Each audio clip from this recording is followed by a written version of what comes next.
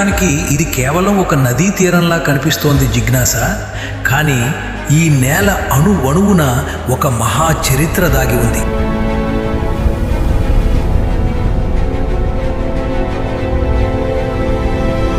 నిశ్శబ్దంగా కనిపిస్తున్న ఈ నీటి ప్రవాహంలో వేల ఏళ్ల నాటి పశ్చాత్తాపం ఉంది. ఆకాశాన్నంటిన అగ్ని కీలల వేడి ఉంది. పశ్చాత్తాపమా? అగ్నికీలల? ఈ నిర్మలమైన మంజీరా నదిలో అవెక్కడ ఉన్నాయి స్వామి? ఉన్నాయి జిజ్ఞాస. కంటికి కనిపించని ఆ గాయాలే ఈ నదిని 7 పాయలుగా చీల్చాయి. ఇది నిన్న మొన్నటి చరిత్ర కాదు, ధర్మం కుంటుపడుతున్న ద్వాపరయుగ అంతం. కాలపురుషుడు అధర్మాన్ని మోసుకొస్తున్న కలియుగ సంధికాలం నాటి మహాగాథ.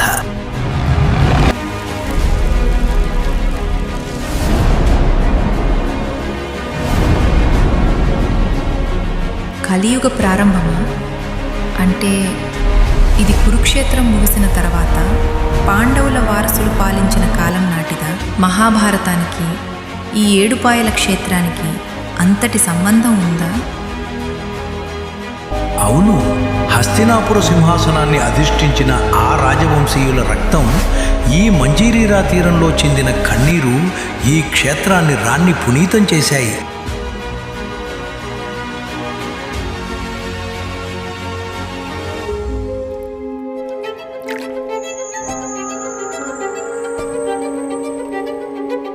సాక్షాత్తు ఆ పరమశివుడు, ఆ పరాశక్తి సాక్షిగా జరిగిన ఒక భీకరమైన యాగం ఈ మట్టిలో దాగి ఉంది. రాజవంశీయుల హస్తినాపురమా? కాని స్వామి, ఒక నది సరిగ్గా ఇక్కడే 7 పాయలుగా ఎందుకు విడిపోవాలి? ప్రకృతి సహజంగా జరగని ఈ వింత వెనుక ఉన్న అసలు రహస్యమేంటి?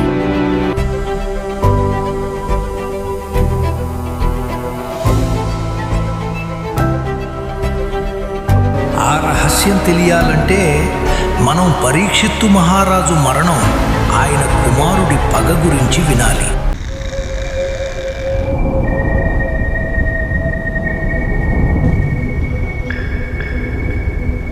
ఆ రహస్యమే సర్పయాగం.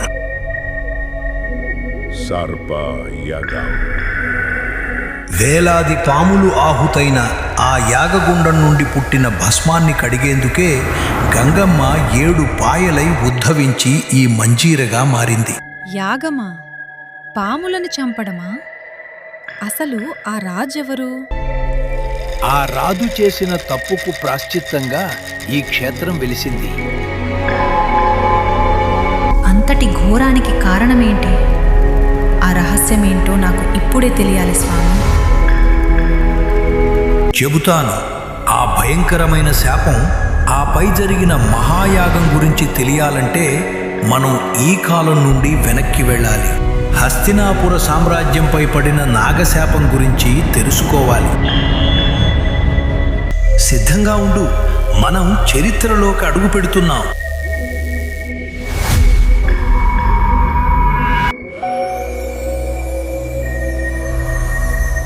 ఈ ప్రవాహం కేవలం నీరు కాదు, వేల ఏళ్ల నాటి ఒక తీరని ఆక్రందన.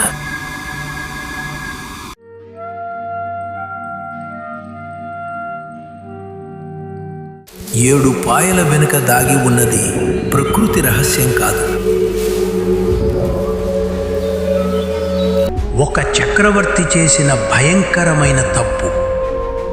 ఆ తప్పుకి పరిహారంగా వెలిసినదే ఈ తీర్థం. సిద్ధంగా ఉండండి. కాలగమనంలో మనం వేల ఏళ్ళు వెనక్కి వెళ్తున్నాం.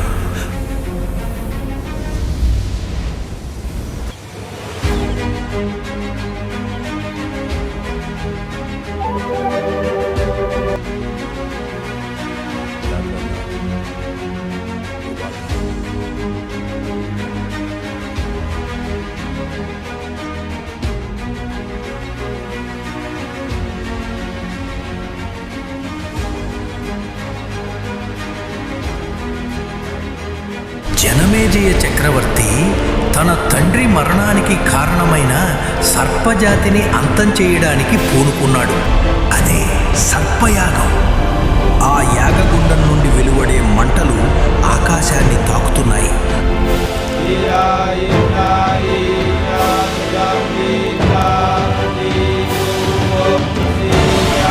వేలాది సర్పాలు ఆ మంటల్లో ఆహుతై భస్మమవుతున్నాయి.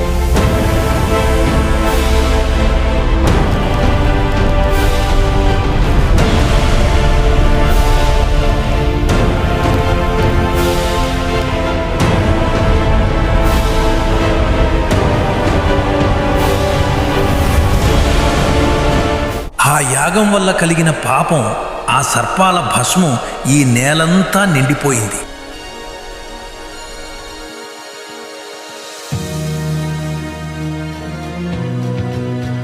ఆ పాప ప్రక్షాళన కోసం, ఆ సర్పాల భస్మాన్ని కడిగి పునీతం చేయడం కోసం గంగమ్మ తల్లి ఇక్కడ 7 పాయలై ఉద్భవించింది.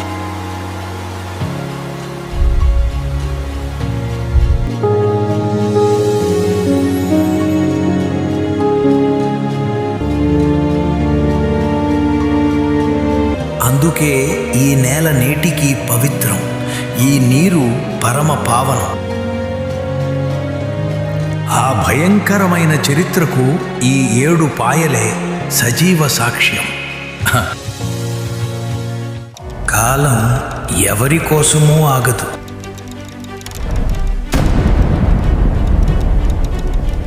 కానీ చరిత్ర పుటల్లో అది కొన్ని రక్తపు గుర్తులను దాచి ఉంచుతుంది.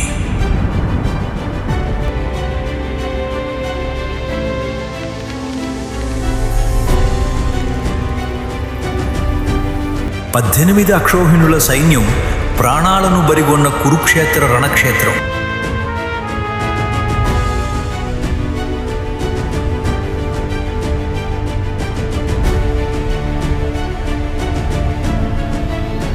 ఇప్పుడు శాంతించింది.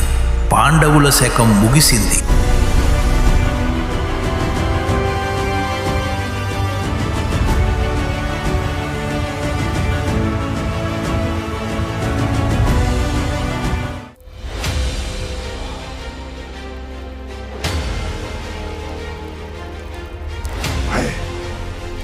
కానీ ఆ వంశం వదలని ఒక నీడ,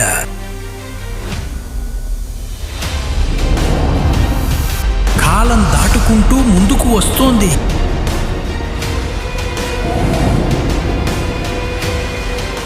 మనం ఇప్పుడు హస్తినాపుర సామ్రాజ్య వైభవం మధ్య ఉన్నాం.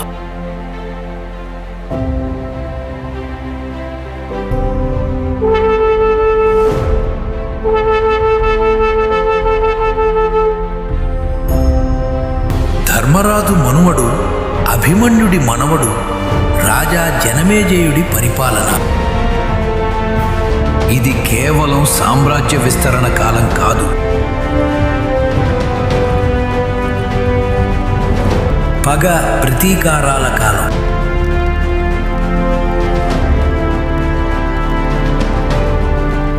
పాము కాటుకు బలైన తండ్రి,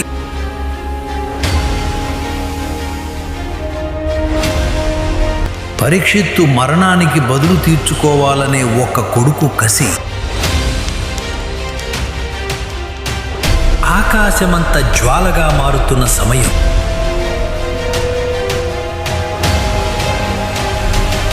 Time has come to reclaim what is ours. Justice will be swift.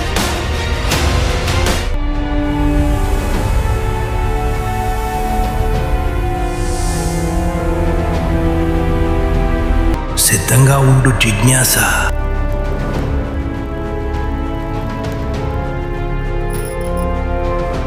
మనం ఇప్పుడు ఒక రక్తం పంచుకున్న పగను,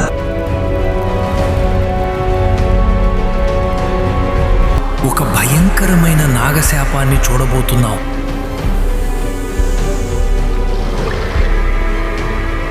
ఏడు పాయలుగా విడిపోయిన ఆ రహస్యం వెనుక ఉన్న నిజం ఏమిటి?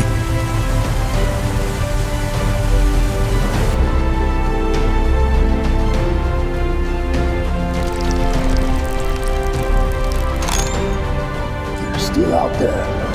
I've got the serpents must pay.